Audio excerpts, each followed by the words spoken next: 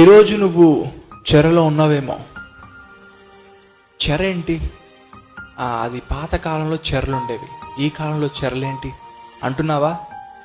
నువ్వు బందీవైన ఆ పాపం ఉంది చూడు, అదే నీ చెర.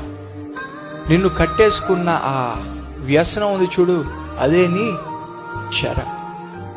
ఆ చెరలో నువ్వు ఎంతకాలం ఉంటావో అక్కడున్న బాధ, అక్కడున్న కష్టాలు, ఇబ్బంది, నష్టాలే నిన్ను చుట్టుకొని ఉంటాయి. అది నీకు తెలుసు నాకన్నా బాగా.